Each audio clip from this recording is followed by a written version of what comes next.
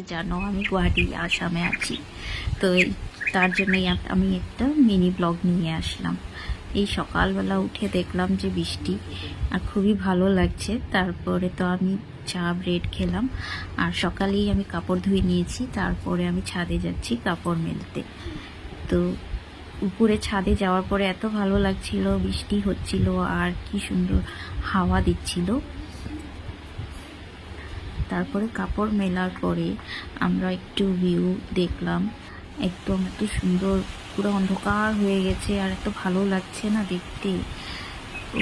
খুবই মজা, খুবই সুন্দর। তারপরে আমাদের গাছে পেঁপে ধরেছে, তো আমার হাজব্যান্ড শুভ পেঁপে পাড়ছে।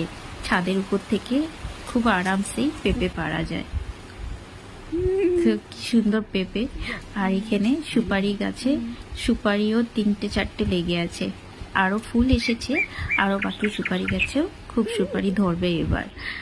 তো এই আমার গাছের থেকে 4টা পেঁপে আর একটা সুপারি নিলাম।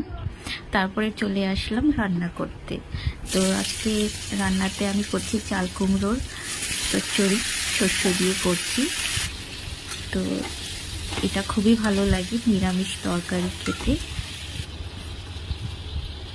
শস্য দিয়ে দিলাম, শস্যতে আমি হলুদ, লঙ্কা গুঁড়ো, লবণ দিয়ে একবারই পেস্ট করে নিয়েছি।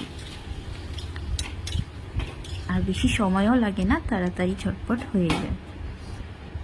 তারপরে বানালাম আমি মুগ ডাল টমেটো দিয়ে।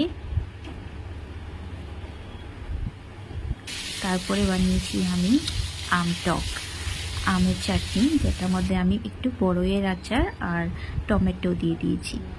আর এটা হলো কালকে রাত্রে আমি মাটন কারি বানিয়েছিলাম। এটা